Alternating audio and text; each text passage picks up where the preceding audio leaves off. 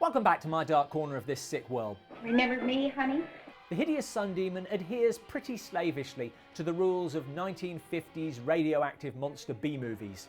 Half human, half lizard. Scientist Gil is exposed to radiation, but is mysteriously fine. He showed absolutely no residual effects whatever. Until he goes sunbathing.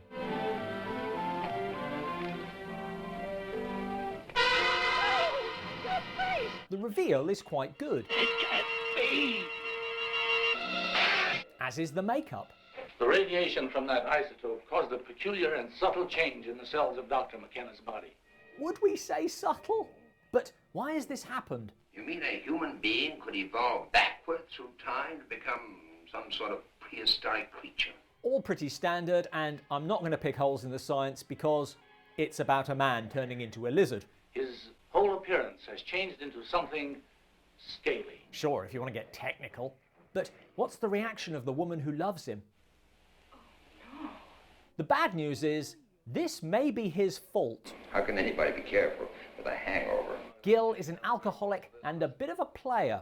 As soon as you entered the room, your beauty so overwhelmed me that I feel as weak as a day-old kitten. The good news is, stick him in a dark room and he turns back again. And since most of his hobbies are nocturnal, he's soon back in the bar. Hitting on the most impressive cleavage in the place. You know I care. And taking her to the beach.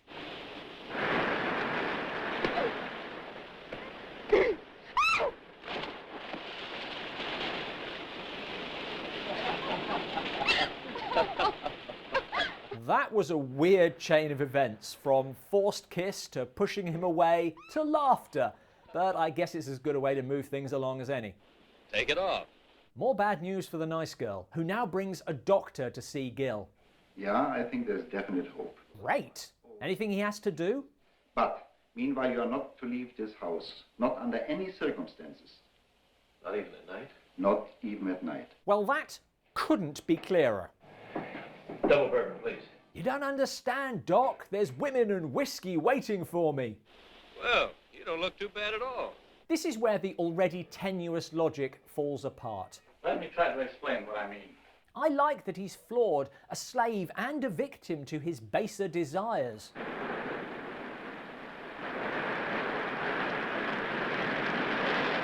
I just don't buy that with this much at stake he goes out. He's an alcoholic. There must be booze in the house. From what you told me, daylight's what causes these spells of his. But he still goes out, and even if we accept that... Sunlight, it's bad for my eyes. Why not tell her the truth? Or a more believable version. I have a skin condition. Please take me to a hospital. So you were going to take him to a hospital, huh? Come to think of it, why isn't he in a hospital? You should go to a doctor. See, even the kid recognizes this. Unlike other similar B-movies, this isn't supernatural or a military secret. It's a recognized condition for which he's already been hospitalized once. What did his doctor say? If he goes off by himself where he'll have neither friend nor medical care, well, there's no telling what could happen. Now get out, we need the bed. Can't you keep him here? Not against his will. He checked himself out.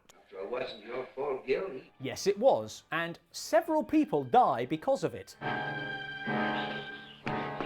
Also a squashed rat. And a dog.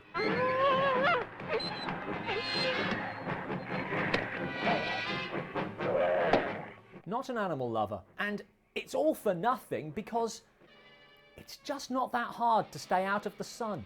What else can I do? Go into hospital, stay indoors, move to Scotland. It's not very funny to me. The movie has to bend over backwards to force a story.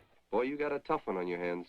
B-movies like their tragic leads to have meaningfully ironic deaths that make a point, which is then underlined by a final pithy line of dialogue. One thing will be clear. It's not for man to interfere in the ways of God. You always call that dry lake Mother Nature's worst mistake. Looks like now she knew what she was doing, huh? He tempered in God's domain. And so on. But here...